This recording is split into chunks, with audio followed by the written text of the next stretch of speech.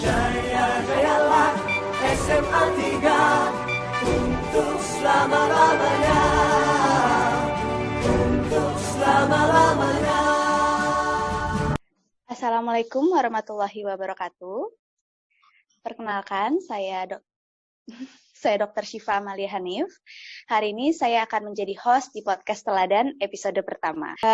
Kita kedatangan tamu, yaitu Dr. Lisdina Liastuti, spesialis jantung dan pembuluh darah konsultan, Magister Administrasi Rumah Sakit. Silakan, Dok.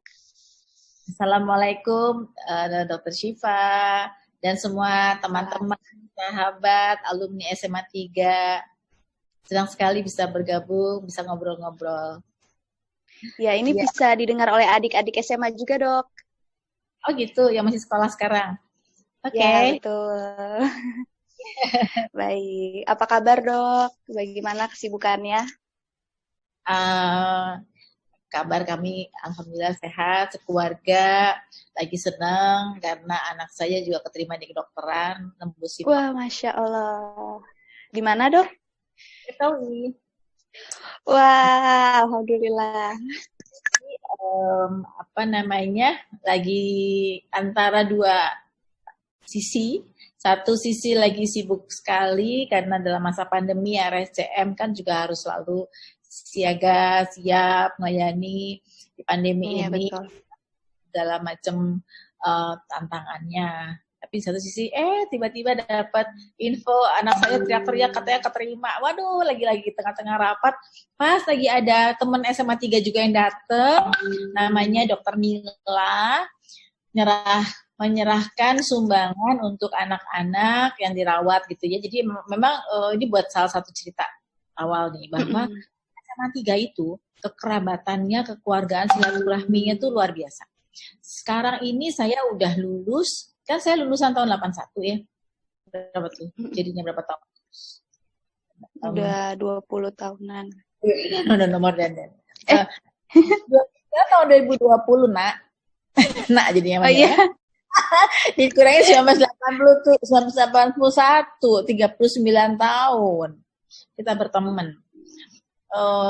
Teman angkatan saya itu bukan cuman masa itu, tapi sampai sekarang kita berteman, bersaudara, mulai dari yang bandel-bandel banget, dari zaman dulu ya, terus tapi prestasi, dan sekarang semua punya posisi jabatan yang oke, dan udah pada punya cucu, luar biasa. Oke banget. Dan masih kontak kan? Kontak yang WAG-nya aja, angkatan saya banyak banget loh.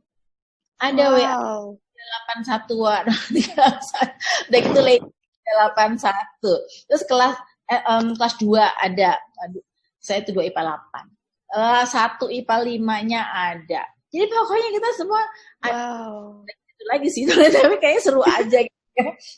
Terus udah gitu karena kita sekarang udah pada tua, ini buat teman adik-adik yang sedang masih sekolah atau mungkin junior saya. Ternyata kita tuh waktu lagi SMA, kita kan nggak tahu kita semua akan jadi apa.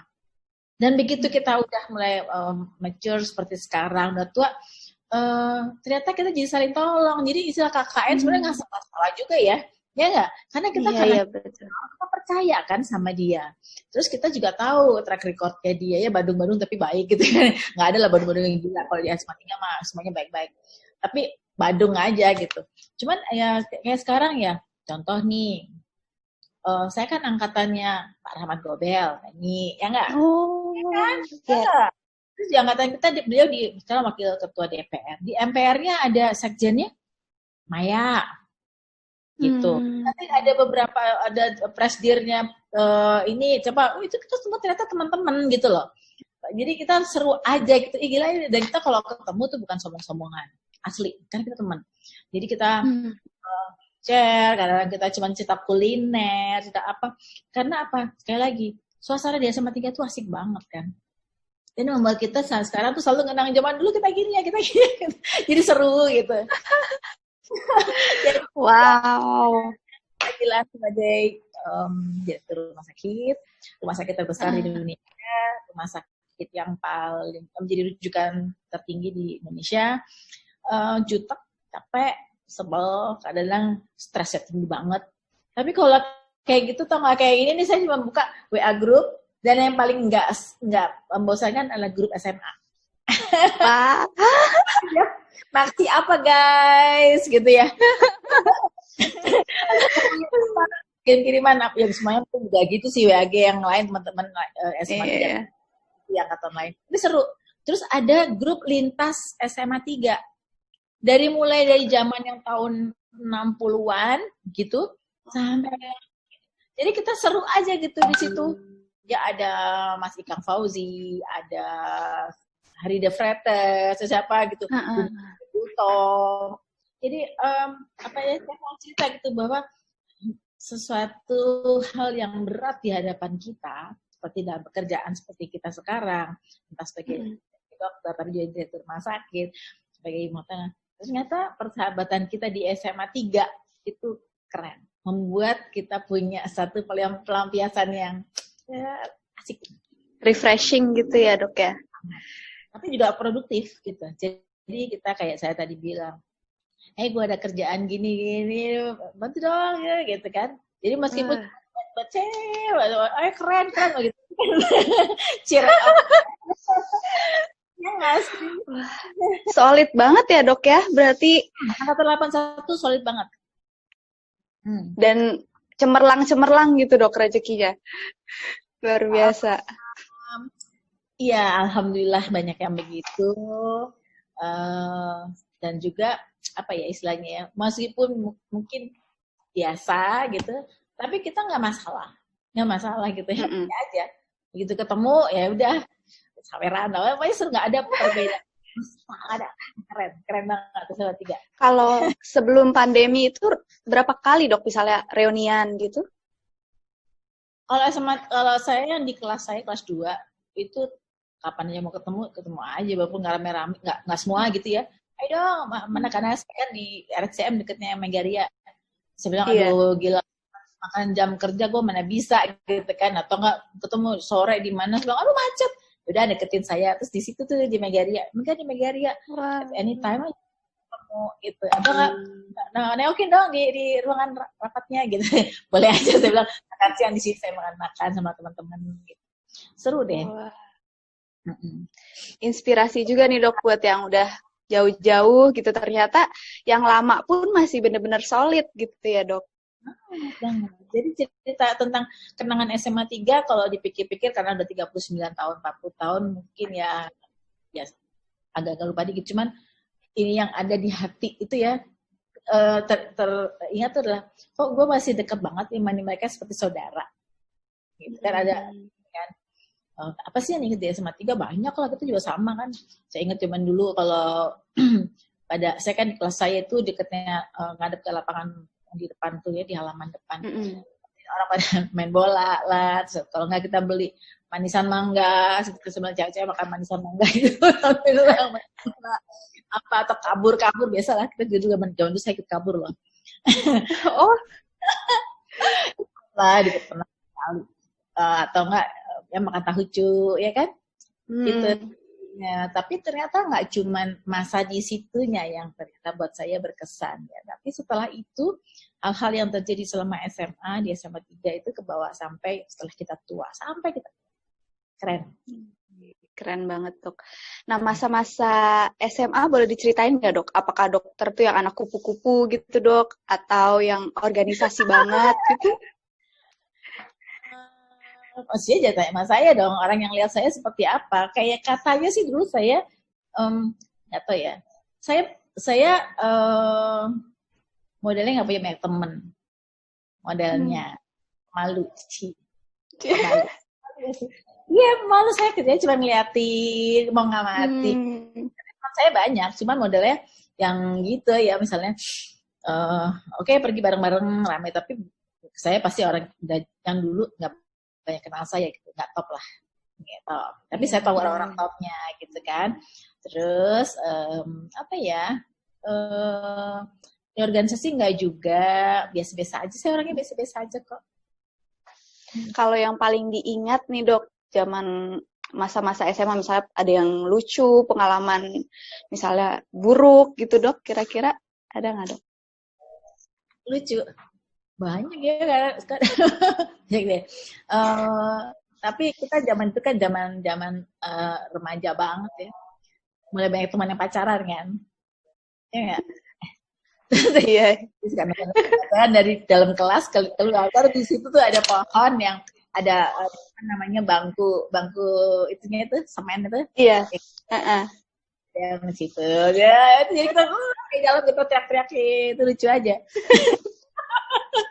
Tahu deh kalau orang lain bilang biasa, kalau saya sih lucu aja, gila ya kok dia gitu sih gitu. Aduh, mas, saya SMA banget tuh Dok, pacarannya di bawah pohon. Marah ya. Yang dekat lapangan basket bukan Dok? Saya 2 kali tuh kelasnya di situ tuh, jadi ngelihatnya ke sana. Jadi kalau udah jam ini, dia lagi di situ tuh gitu kan, terus bawa gitar. Terus yang ceweknya gelendotan, aduh ampun. Cerita apa lagi banyak sih, tapi ya lucu-lucu gitu. Tapi kan kita sebagian besar juga suka pergi ya bareng gitu. Dulu kan suka tuh gitu ya. Dulu kelas 2 IPA 8 tuh teman saya namanya Irni punya villa di puncak. Gitu. Nah, terus masak-masak, itu masak sendiri cewek-cewek atau apa gitu. Seru aja. Terus tengah ke rumah teman saya yang Primi, namanya Jalan Mundu. Nanti dia kan kita punya adik-adik masih kecil-kecil kan, jadi kita suka digangguin sama adiknya gitu kan. Jadi aja apa namanya banyak sih Siva kalau diceritain. Nah itu Dok yang kita pengen dengerin Dok. Justru mau membayangkan gitu masa-masa dulu. Enggak, dulu kan suka kalau misalnya olahraga kita suruh lari tuh kelilingin SMA 3 sama kita kan ada apa tuh gitu. Kalau ada yang bandel berhenti naik beca. Terus sama di mana ada beca, terus kelilingin begitu sama SMA 3 turun dulu dari beca lari lagi cik gitu. Oh. Ada tuh yang begitu Badung, ya ketawa lagi. Bisa di mana nggak ada ngaduin tuh, biarin aja. Pas saya udah nggak ada Dok, jadi beneran harus lari gitu Dok, ngelilingin. Kurang bandel berarti, ya kan? Iya. Gitu. Terus Dok misalnya, terus? Kalau misalnya yang benar-benar Dokter rasain tadi udah sedikit disebutin sih manfaat dari ikatan alumni teladan ini Dok. Iya, betul. Jadi dalam hidup itu menurut saya kita tidak pernah bisa sendiri, ya kan? Kita pasti perlu bantuan orang dan akan sangat nikmat kalau kita bisa membantu. Dan yang kita rasakan betul, disitulah nilai-nilai kita yang bisa kita bangun sampai kita tua, ya dewasa tua, dan kita bekerja, kita bermasyarakat, atau kita perlu sesuatu dalam berkarir. Ternyata teman-teman kita adalah teman-teman dan saling menopang, saling mensupport, minimal memberikan saran atau memberikan jalan. Gitu. Jadi saya pernah saya jadi direktur itu pertama kali tahun 2005-2006 deh. Jadi dokter, tiba-tiba sudah jadi direktur, semuanya saya mesti ngurus segala macam, sehingga suatu kali saya mesti membuat perencanaan pembangunan di harapan kita, Sakit Jantung Harapan Kita, bikin master plan. Karena saya harus ngurus izin-izin kan. Saya mikir, gimana caranya saya perempuan, dokter suruh ngurus izin gitu. Saya cuma lihat aja di grup, siapa nih ya, cari di anak ITB gitu kan yang udah kerja. Gitu, siapa ya yang kerja di properti. Jadi kita tinggal menyortir teman kita. Terus saya ketemu nih, ini saya sebut nama nggak apa-apa ya, namanya Hiram Syataib. Dia biasa tuh bergelut di properti segala macam. Terus saya hubungin dong, ya kan, Ram, dong, saya nggak ngerti caranya gini. Oh oke, gitu kan. Oke, kita ketemu ya, ke DKI, terus dikenalin. Nah, kayak gitu-gitu tuh loh. Jadi, kita diberikan jalan. Terus, suatu hari saya butuh apa lagi, saya hubungin, Bob, bantuin dong, gini. Oke, gitu. Hanya memberi jalan, atau saya telepon Bob, ini rumah sakitku punya masalah keuangan, gitu kan. Gimana nih? Terus kasih ini, oh kamu ini aja, gitu kan. Apa namanya, kan kita udah bermasalah sama penjamin, ya kan. Penjamin, namanya asuransi. Itu, jadi, kita tinggal telepon gitu. Ini mungkin seolah-olah biasa, tapi buat sesuatu yang buat kita membukakan jalan untuk pemecahan masalah itu luar biasa. Dan teman-teman saya itu kita sama 3 semua tuh yang bantuin begitu. Enak banget. Wow. Tanpa potensi, tanpa rasa berat, nyaman aja gitu. Kasih gini-gini nanti kamu gini gitu. Enak banget ya dok ya. Karena udah 30 tahun jadi udah kerasa gitu dok ya manfaatnya. Boyke dan Boyke bukan. Yang angkatan saya Boyke Subroto. Itu juga tuh banyak bantu. Santi.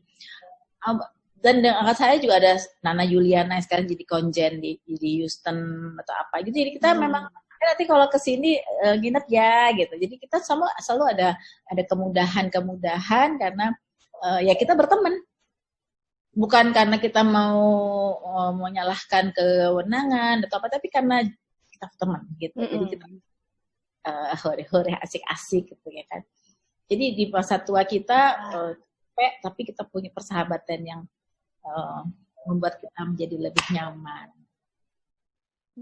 Jadi dari SD, SMP, SMA yang paling benar-benar solid itu SMA, dok? Sama SD, atau di SMP kayaknya biasa-biasa aja ya. Nggak tahu. Menurut saya, kalau saya sih SD, sampai sekarang masih, tapi yang sampai berteman yang kayak erat sekali itu adalah SMA. Kalau misalnya nih dok ada kesempatan dokter bisa ngasih pesan-pesan ke dokter pada saat muda gitu. Maksudnya gimana? Seorang Lisdina di saat muda SMA gitu. Apa yang mau dokter katakan? Kepada Lisdina yang saat SMA gitu dok. Saat mudanya dokter. Aku nggak tahu ya, karena begini. Waktu SMA kita tuh punya Halo? Ya, aku nggak tahu ya, karena waktu SMA itu atau sejak kecil aku sudah punya cita-cita jadi dokter. Nggak ada pikirannya bahwa kalau nggak jadi dokter nggak tahu jadi apa. Aku cuma pikir begitu aku di SMA, aku berusaha untuk aku bisa tembus. Aku belajar bla bla bla tembus. Tapi pada waktu itu aku nggak tahu. Halo dok. Bisa dengar? Aku sih dengar kok, Siva. Dah? Iya, dengar dok. Jadi aku cuman merasa bahwa SMA itu betul-betul membuat kita punya pijakan yang cukup kuat untuk kita ke depan. Jadi jangan sia-siakan masa SMA itu untuk betul-betul meraih ke depan, tapi juga dengan kita memperkuat bagaimana pertemanan kita di SMA. Karena kita akan jalan bareng tuh. Semua orang menuju ke universitas dan akan bekerja, dan kita start dari SMA. Karena waktu kita di fakultas, kita ketemu dengan orang dari berbagai SMA. Tapi yang kita jalan terus itu ternyata yang networking kita dan sebagainya itu adalah teman SMA. Kalau kita udah di fakultas, berarti networking kita dalam satu sisi ya, satu kelompok. Apakah itu kedokteran. Tapi ternyata teman-teman SMA kita, begitu kita tuh ada yang dari fakultas lain atau universitas lain, itulah yang kemudian memperkaya hidup kita. Jadi jangan pernah sia-siakan teman-teman kita. Kita nggak tahu dia akan jadi apa. Kita nggak tahu dia akan seperti apa. Dan ternyata waktu kita ketemu kemudian, kita terjalin kembali. Dan itu akan sangat manfaat buat kita dan memperkaya hidup kita pada saat kita sudah tua seperti sekarang. Wah. Berarti perbanyak temen gitu ya dok, pas SMA itu bergaul, jangan berantem-berantem sama yang lain gitu ya, temenan aja semua gitu dok. Berantem sih boleh aja, tapi bukan berantemnya hak gitu loh. Berantem itu kan seru ya, gila lo kita dulu pernah gini-gini kan seru gitu kan, tapi ternyata kalau nggak pakai berantem malah kayaknya palsu-palsu kali ya. Kita pernah musuhan, kita pernah sebel, pasti iya gitu. Tapi kita harus yakin gitu bahwa teman kita tuh sebenarnya niatnya baik, cuman mungkin kita salah tangkap, salah interpretasi, atau mungkin dia yang salah interpretasi kita, sehingga kita harus bicara maksudnya apa sehingga akhirnya ketemu gitu. Jadi berantemnya oke, tapi selesai gitu. Dilupakan, jangan dibawa perasaan gitu ya dok. Kayaknya gitu ya. Walaupun kadang-kadang perempuan baperan. Iya. Dok, kalau ada pesan nggak nih dok buat adik-adik SMA yang mungkin lagi denger gitu, supaya bisa jadi sukses gitu loh dok? Aku dibilang sukses ya. Iya lah dok. Menurut aku gini, sukses itu tergantung dari cara kita memandang. Aku bukan mau apa dibilang sombong ya atau gimana. Menurut aku biasa-biasa aja sih. Aku biasa-biasa aja. Aku cuma bekerja sesuai dengan apa yang seharusnya aku lakukan, sesuai dengan apa yang diberikan sebagai perintah penugasan. Disuruh jadi dokter karena aku lulus kedokteran, aku jadi dokter dan aku enjoy di situ. How to become a good doctor, gitu kan? Jadi kalau jadi sesuatu, jadilah sesuatu yang betul-betul dinikmati dan dilakukan dengan sungguh-sungguh.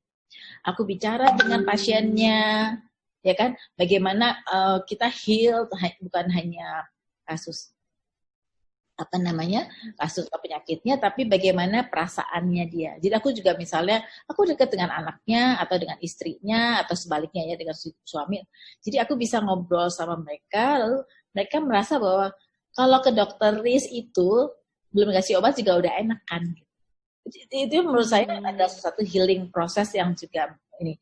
Nah, dengan seperti itu. Lalu kemudian tiba-tiba saya disuruh jadi direktur. Ya udah, saya waktu itu bilang, saya sekolah dulu aja. Saya waktu itu belum MARS, belum magister administrasi rumah sakit. Dia bilang, nanti, yang penting sekarang ini kan sebagai pembelajaran juga sambil berjalan. Gitu. Karena waktu itu menterinya bilang, nggak ada sekolah jadi menteri. Kita juga diangkat jadi menteri. Jadi temanin saya, kalau ada apa-apa, kita saling support. Oke. Nah di situ ya udah jadi direktur SDM. Gimana sih direktur SDM ya? Itu kan kita juga jadi benar-benar sampai akhirnya saya bilang direktur umum SDM harapan kita saya nggak boleh kemana-mana karena saya adalah ibunya para SDM rumah sakit. Jadi bagaimana? Jadi semuanya bener-benerin aja. Kalau saya jadi direktur utama RSCM, saya bilang saya nggak masalah dengan apapun juga. Yang penting adalah RSCM bisa melayani, memberikan yang terbaik bagi yang membutuhkan. Jadi kita gimana caranya nih? Saya bilang sama teman-teman direktur, ya kita harus solid satu, ya kan. Terus bagaimana kita mengatasi ini sehingga yang penting pasien ngerasa mereka bisa dilayani dengan benar. Persoalan ada di kita, bukan di mereka, gitu kan? Mereka cuma cari pertolongan. Jadi kalau dibilang saya tahu. Cuman aku biasa-biasa karena aku cuma ngejalanin aja, gitu ya. Terus yang harus dikerjakan aku kerjakan, kayak gini, gitu. Jadi mungkin kuncinya cuman enjoy aja. Apa yang kita miliki, atau kita perintahkan, kita enjoy sehingga kita bisa memberikan apa yang maksimum kita bisa. Kayaknya gitu ya. Oke dok. Kan dokter ini mengepalai rumah sakit pusat rujukan nasional dok ya. Itu kan pasti luar biasa banget dok yang diurusin itu banyak sekali. Nah, suka dukanya apa nih dok? Ya, pengalamannya. Saya di RSCM baru 2 tahun, baru dari Juni 2018. Tapi memang RSCM itu umurnya sekarang udah 101 tahun dengan berbagai pekerjaan yang udah bertahun-tahun ya dilakukan, jadi banyak yang ya udah berjalan aja gitu ya. Orangnya, pegawainya itu yang menjadi pegawai rumah sakit adalah 5.343 orang. Di dalamnya ada peserta didik, dokter spesialis maupun dokter sejumlah sekitar 1.400-an orang. Lalu outsourcing seperti cleaning service sama satpam 1.600. Jadi di dalam RSCM-nya ada sekitar 8.000-an orang. Nah sekarang gimana caranya saya bisa berjalan? Kalau 8.000 itu nggak mau ikutan jalan bareng. Tantangannya kan itu kan. Jadi yang penting adalah bagaimana mereka bisa mengikuti sehingga kapal besar RSCM ini bisa berjalan dan makin kencang larinya. Gitu. Karena saya bilang RSCM itu dokternya kan 620 dokter spesialis. Di rumah sakit di Indonesia, rumah sakit yang paling banyak dokter spesialisnya. ya kan. Yang kedua adalah karya di Semarang, di mana dokternya ada 300-an, yang lainnya nggak sampai. Itu mungkin Sutomo sih. Tapi gimana cara? Kamu dokter juga kan sih, Pak? Iya, Dok. Dokter itu kan makhluk yang susah diatur kan? Ya nggak? Karena udah biasa untuk buat keputusan. Menurut saya pemeriksaan gini dan ini obatannya ini. Jadi dia udah gitu. Terus kita mau ajakin dan dengan 620 kepala yang punya pemikiran mandiri, yang selalu punya justifikasi, mungkin harus kita cari gimana justifikasi yang bisa diterima oleh semua orang bahwa kita harus jalan bareng. Tantangannya kan di situ. Jadi kalau kita bisa jalan bareng, bergandengan tangan, maka kita jadi besar. Nah ini juga pesan barangkali adik-adik semuanya ya. Jadi Indonesia itu nggak bisa kalau kita tercerai-berai. Kalau kita mau kuat, kita memang harus bisa bergandengan tangan satu sama lain. Dengan RSCM itu, RSCM ini ada 24 departemen. Departemen penyakit dalam, anak, bedah, THT, gigi, segala macam nih. 24. Dan ada subspesialisnya 167. Jadi keren gitu. Tapi kalau yang satu keren tapi saling menjatuhkan, saya bilang nggak ada gunanya kan. Jadi semua harus menjadi pilar-pilar kita. Saya bilang saya akan akomodir semua pengembangan, misalnya departemen mata. Jadi keren ya, tapi juga nggak ninggalin bidang onkologi juga harus keren gitu. Jadi mereka kita harus setuju bagaimana untuk saling besar tapi saling bergandengan tangan sebagai satu keluarga. Makanya kita bilang RSCM adalah rumah kedua kita. Jadi kita memang kan selalu harus menjaga rumah kita, ya kita bisa mempercantik rumah kita, menata rumah kita, membuat anggota rumah kita menjadi nyaman. Jadi kita buat bahwa ini adalah rumah kedua kita yang harus kita jaga. Nah itu yang sekarang lagi kita usahakan bagaimana bisa jalan bareng sebagai satu keluarga besar RSCM. Nah, terus yang kedua tadi nih, saya bilang RSCM itu kan sebetulnya menghasilkan para dokter. Sifat lulusan FKUI RSCM? Iya, Dok. Kan? Tahun 2012. Oke. Kok nggak jadi dokter RSCM? Nanti, Dok. Nanti dulu. Baru lahiran, Dok. Ya, jadi apa namanya? Kan berarti kan kamu udah lihat sendiri bahwa masa kita kan kuno gitu kan. Ya kan? Kesannya kusam gitu. Kita harus balikin loh. Kenapa sih kita harus membiarkan diri kita tuh seperti tidak menghargai diri sendiri? Kalau kita menjadi barometer dibandingkan dengan institusi yang sama di luar negeri, pusat rujukan nasional atau name it, misalnya kalau di Singapura itu Singapore General Hospital, atau kan kita harus minimal setara dong. Kita kan lebih banyak, kita 200 sekian juta rakyat, dia cuma sekian juta tapi punya keren, harusnya kita bikin keren, dan itu nggak bisa sebagai orang tua yang keren gitu, ya kan? Karena kita jadi kayak semacam ngomong. Jadi harus ada semangat baru, jiwa baru yang ditampilkan untuk 100 tahun ke depan. Karena 100 tahun RSCM ini adalah hasil pemikiran 100 tahun yang lalu oleh orang-orang hebat. Lalu kita menjadikannya selama 100 tahun seperti sekarang. Nah sekarang kita adalah generasi yang bikin 100 tahun ke depan lagi mau apa nih RSCM? Kalau nggak kita makin tua makin kumuh gitu kan. Jadi sekarang fase kami adalah bagaimana kami bisa kaderisasi. Jadi kalau sekarang Siva lihat RSCM begitu banyak sekarang kepala-kepala unit yang kita punya anak muda. Tapi belum muda banget, masih belum berani yang terlalu muda. Jadi sekarang umur 40-an tuh jadi kepala gitu. Kita jadi ini lalu saya kan mau pensiun 3 tahun lagi. Ini masa saya 3 tahun untuk mematangkan mereka sehingga kalau kami pensiun itu yang muda-muda ini udah jago-jago nih, udah keren-keren dan mereka udah bisa running di hospital dengan lebih bagus lagi. Jadi harus lebih bagus daripada zamannya saya. Jadi kita harus mikir itu nih 100 tahun ke depan Indonesia termasuk RSCM tuh mau apa sih gitu.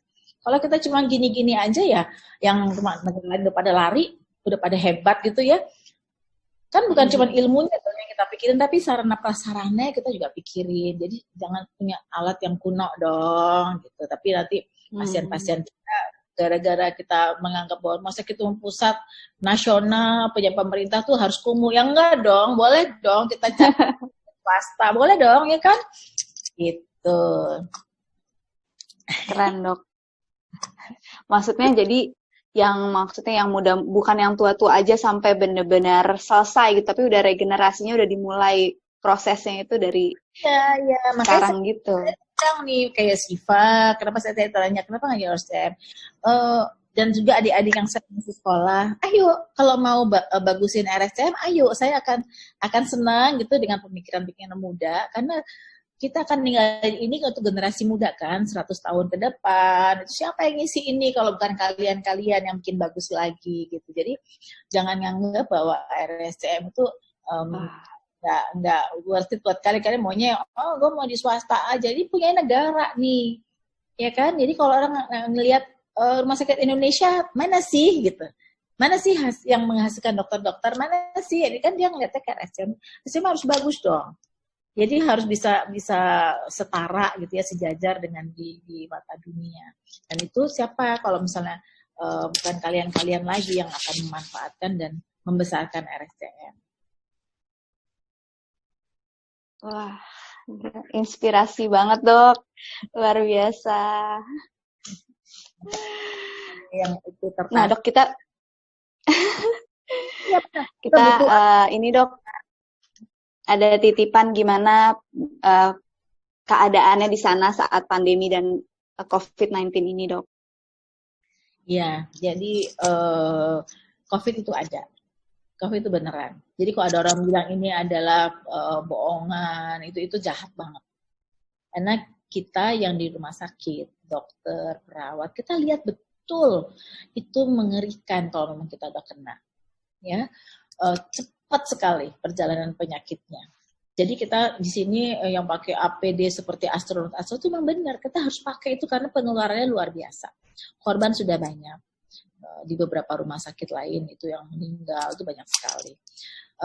Di sisi lain, kalau kita melihat bahwa pasien-pasien yang sebelum COVID ini kan juga udah banyak juga. Terbukti dong dari begitu besarnya BPJS mesti membayar, berarti kan selama ini memang sudah banyak orang sakit. Mau kanker, cuci darah, apa aja. Ya kan? Itu sudah ada. Pasien jantung lah, masih di bypass dan sebagainya. Kasus sudah ada. Lalu apakah COVID ini penyakit baru yang sendirian? Enggak. COVID ini bisa kena pada pasien yang kanker tadi, bisa kena pada pasien yang tadinya udah jantung, dan sebagainya. Jadi memperburuk kasus-kasus yang mereka sudah punya. Nah, kalau sudah pasiennya complicated begitu, maka yang dibutuhkan dokternya bukan cuma satu. Nah, inilah RSCM. Begitu pasien kanker kena COVID, kita perlu dokter dalam untuk infeksi paru, ya kan? Kita perlu dokter hematologi onkologi, kita perlu dokter radioterapinya, perlu patologi klinik, patologi anatomi, segala macam dokter mesti dikerahkan. Belum lagi perawat.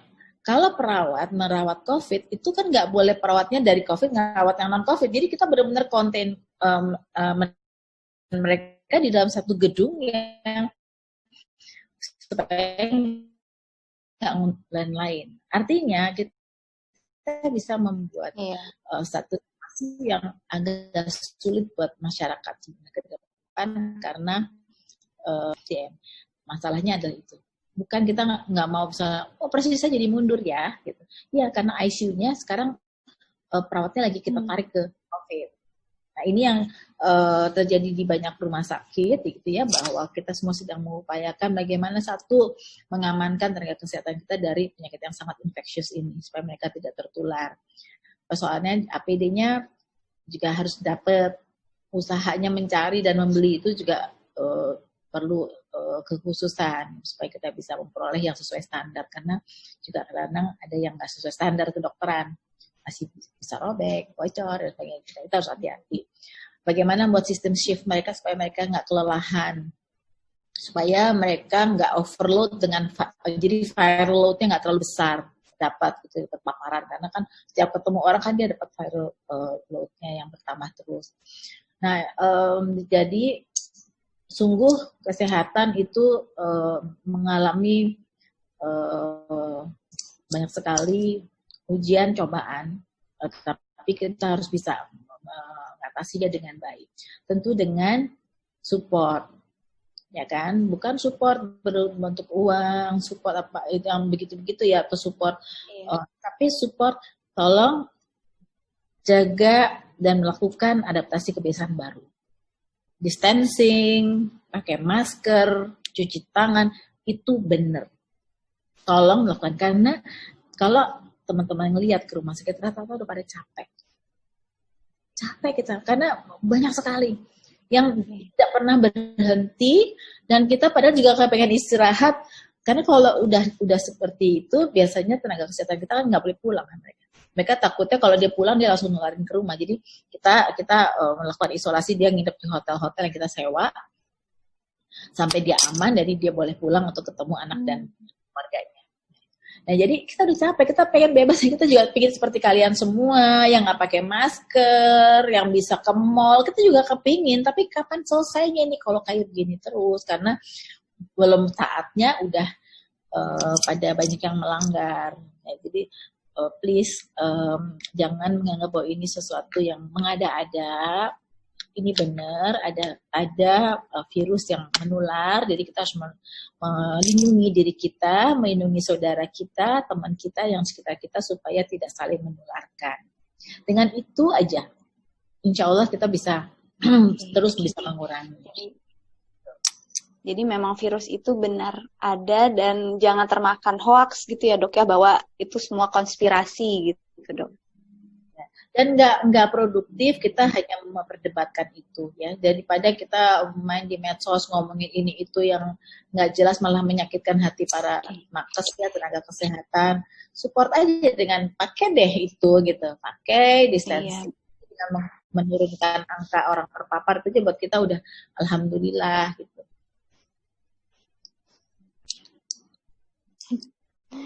Iya, semangat terus ya dok untuk terus menggaungkan isu ini dan juga semangat untuk pandemi dan COVID-nya dok.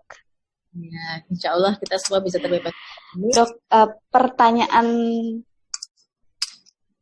nih. Ya, ada dok, pertanyaan terakhir, pesan-pesan nih untuk para pendengar podcast alumni Teladan dok. Kan udah pesan terus dari tadi. Belum ya? Pesan-pesannya buat warga SMA 3 dimanapun berada, terima kasih selalu menjalin silaturahmi, karena silaturahmi yang kita miliki ini suatu hal yang sangat berharga dan juga akan sangat membahagiakan kita pada saat kapanpun kita mengalami perjalanan hidup kita. Itu yang pertama. Jadi silaturahmi yang ini saya sangat syukuri dan berharap adik-adik dan semua warga SMA 3 bisa terus menjalin silaturahmi ini melalui IKA Teladan yang ada. Yang kedua adalah tetap semangat, optimis pada Indonesia, dan juga tetap yakin bahwa suatu hari kita akan keluar dari pandemi ini dengan sebaik-baiknya. Kalau kita semua saling mensupport, saling menjaga satu sama lain. Itu aja kali ya. Baik dok. Saya yang wawancara tapi saya yang gimana gitu dok. Kayak punya kakak senior yang hangat gitu dok. Ya, saya juga maaf kadang-kadang bahasa Indonesia saya suka amburadul nih. Saya itu sangat senang kalau adik-adik gitu ya, atau ini keluarga yang saya sayangin itu bisa merasakan apa yang saya rasakan. Jadi ini makanya kebahagiaan, kebanggaan sebagai warga IKA Teladan atau sebagai ya pokoknya ini aku pengen rangkul gitu semuanya, ini aku SMA 3 nih, aku sekarang begini terus share, dan aku pengen kalian semua oke. Aku pengen kalian semuanya menjadi orang yang juga membanggakan Indonesia. Aku pengen kalian tuh semuanya kayak aku setelah tua punya teman yang banyak, punya teman yang saling nolong gitu ya. Jadi aku happy, aku senang, pengen menularkan ini, pengen Ya, pokoknya SMA 3 tuh tetap jadi kayak selalu yang dibanggakan. Jadi orang kalau bisa gini, oh dari mana? SMA 3. Itu dengan bangga, ya kan? Saya waktu aku soalnya dulu gitu, baik itu kita kan dia zaman dulu namanya Sipan Maru deh, nggak salah Sipan Maru, pengumumannya koran. Ya? Terus masuk perguruan tinggi dari angkatan aku tuh lebih dari 60%. Tinggi banget.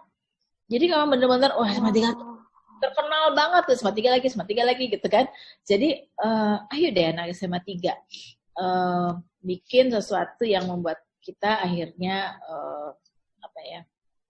selalu ingat bangga bahwa kita anak SMA 3. Gara-gara SMA 3 saya jadi seperti sekarang.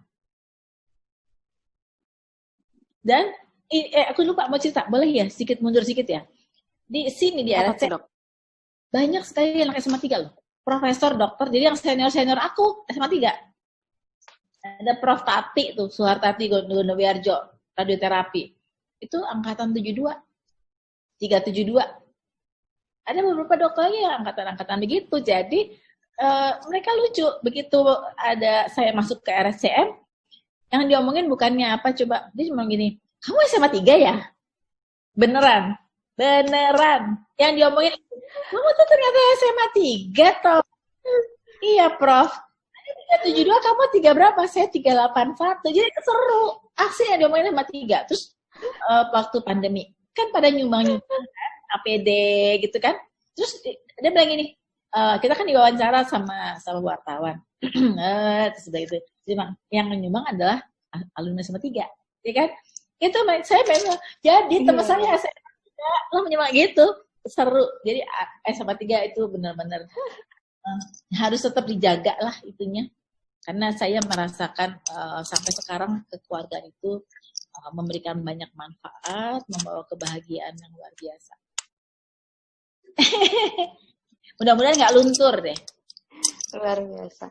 Iya, makasih udah diajakin ngobrol-ngobrol. Maaf kalau kadang-kadang bahasa Indonesianya berantakan dan kadang-kadang terlalu cepat, kayak orang cerewet banget ya. Karena pengen mengungkapkan isi hatinya.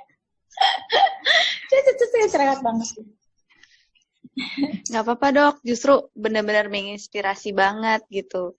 Solidnya, terus pesan-pesannya dapat gitu. Jadi mengingatkan kita juga bahwa harus makin erat gitu sama teman-teman SMA 3, jangan lost contact gitu.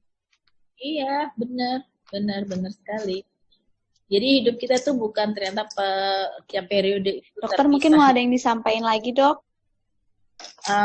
Kayaknya enggak, udah cukup. Kayaknya udah dikuras sama Siva dari tadi ngomongannya. Makasih loh dok, udah di sela-sela kesibukan di isomanya diambil buat podcast teladan.